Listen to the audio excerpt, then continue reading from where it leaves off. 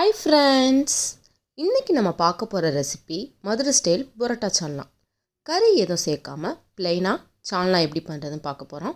வீடியோக்குள்ளே போகிறதுக்கு முன்னாடி அர்ஃபான் கிச்சன் சேனலை சப்ஸ்கிரைப் பண்ணாதவங்க சப்ஸ்கிரைப் பண்ணிடுங்க. இப்போ வாங்க வீடியோக்குள்ளே போகலாம். அதுக்கு ஒரு குக்கரில் 3 டேபிள் ஸ்பூன் அளவு ஆயில் சேர்த்துக்கோங்க. ஆயில் நல்லா ஹீட் ஆனவுடனே 2 பிரியாணி இலை, 2 சின்ன பட்டை, 2 கிராம்பு, 2 ஏலக்காய் சேர்த்துடலாம்.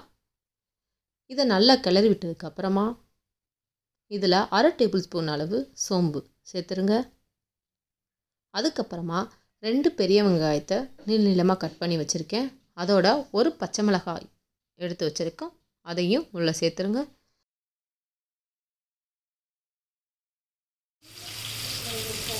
நல்லா வதங்கினதுக்கப்புறமா 2 தக்காளி, மீடியம் சைஸ் தக்காளி கட் பண்ணி வச்சுருக்கோம், அதையும் சேர்த்துருங்க. நல்லா கலந்ததுக்கப்புறமா இதில் இஞ்சி பூண்டு விழுது 2லேருந்து 3 டேபிள் ஸ்பூன் அளவு சேர்த்துக்கோங்க. நான் பெரிய ஸ்பூனில் 2 டேபிள் ஸ்பூன் அளவு இஞ்சி பூண்டு விழுது சேர்த்துருக்கேன். இதை நல்லா கலந்து விட்டுருங்க. இப்போவே நல்லா வதக்கணும்னு தேவையில்ல. நம்ம மசாலா ஐட்டம் சேர்த்ததுக்கப்புறமா பச்சை வாசனை போகிற வரைக்கும் நல்லா வதக்கிக்கலாம். இப்போ ஜஸ்ட்டு நம்ம இஞ்சி பூண்டு சேர்த்தோடனே நல்லா மிக்ஸ் பண்ணி மட்டும் விட்டுடலாம். இதில் 1/2 டேபிள் ஸ்பூன் அளவு மஞ்சள் தூள், 1 டேபிள் ஸ்பூன் அளவு மிளகாய்த்தூள், 1 டேபிள் ஸ்பூன் அளவு மல்லித்தூள். இப்போ இதை எல்லாத்தையும் சேர்த்து நல்லா கலந்து விட்டுருங்க. மசாலாவோட பச்சை வாசனை போகிற வரைக்கும் இதை நல்லா வதக்கணும். இதிலேருந்து வதங்கினதுக்கப்புறமா எண்ணெய் பிரிஞ்சு வர ஆரம்பிக்கும். அது வரைக்கும் தக்காளி, இஞ்சி பூண்டெல்லாம் நல்லா நசுக்கி விட்டு நல்லா வதக்கிக்கலாம். இப்போ இதிலேருந்து எண்ணெயெல்லாம் பிரிஞ்சு வர ஆரம்பிச்சிச்சு. இந்த ஸ்டேஜில் நம்ம அடுப்பை சிம் படுத்திட்டு மிக்சி ஜாரில் போய் நம்ம தேங்காவை அரைச்சிட்டு வந்துடலாம். இதில் ஒரு 20 துண்டு போல் தேங்காய் சில்லு எடுத்திருக்கேன், அதை உள்ளே சேர்த்துடலாம்.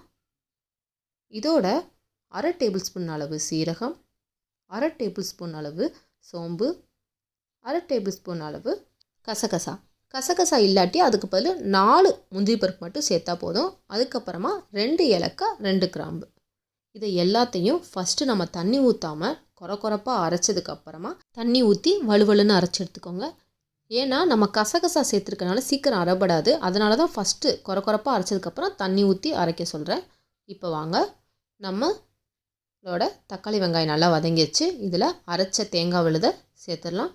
அதோட தேங்காய் விழுதை அரைச்ச சாறையும் நம்ம கழுவி அந்த தண்ணியும் உள்ள சேர்த்துடலாம். அதுக்கப்புறமா சால்னாக்கு தேவையான அளவு தண்ணி சேர்த்துக்கோங்க. நான் இன்றைக்கி 3 டம்ளர் போல் தண்ணி சேர்த்துருக்கேன். உங்களுக்கு சால்னா தண்ணியாக வேணும் அப்படின்னா 5 டம்ளர் கூட வச்சுக்கோங்க. நான் கொஞ்சம் கட்டியான பதத்துக்கு வைக்கிறேன், அதனால் 3 டம்ளர் மட்டும் சேர்த்துருக்கேன். உங்களுக்கு தேவையான அளவு தான் நீங்கள் தண்ணி கலந்துக்கோங்க.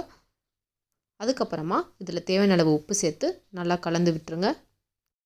இப்போ குக்கரை க்ளோஸ் பண்ணி அடுப்பை ஃபாஸ்ட்டாக வச்சு 2 விசில் மட்டும் வச்சுக்கோங்க. இப்போ விசில் வந்துருச்சு. ப்ரெஷர் தானாக ரிலீஸ் ஆனதுக்கப்புறமா குக்கரை நம்ம ஓப்பன் பண்ணலாம்.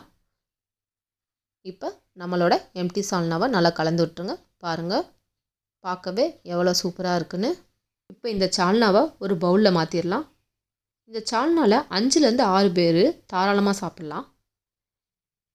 இந்த சால்னாவை நம்ம நார்மல் பரோட்டா மட்டும் இல்லாமல் இதோட சிலோன் பரோட்டா, தோசை எல்லாத்துக்குமே இந்த சால்னா சூப்பராக இருக்கும். கடைசியாக கொஞ்சம் கொத்தமல்லி இலைகளை தூவி விட்டுருங்க. அவ்வளோதான், நம்மளோட ப்ளைன் சால்னா ரெடி. இன்றைக்கி நான் ரெடி பண்ணி வச்சுருக்க பரோட்டாவை பிச்சு போட்டுட்டு அது மேலே குழம்பு ஊற்றி ஊற வச்சு சாப்பிட போகிறேன். ஊற வச்சு சாப்பிட்றப்ப இன்னும் நல்லா டேஸ்ட்டாக இருக்கும். நீங்களும் இதே மெஷர்மெண்ட்டில் வீட்டில் ட்ரை பண்ணி பார்த்துட்டு எப்படி இருந்துச்சு சொல்லுங்கள். இதே போல் வேறு ஒரு இன்ட்ரெஸ்டிங்கான வீடியோஸில் மீட் பண்ணலாம். ஈஸியாக சமைக்கலாம், ருசியாக சாப்பிட்லாம். பாய் பாய்.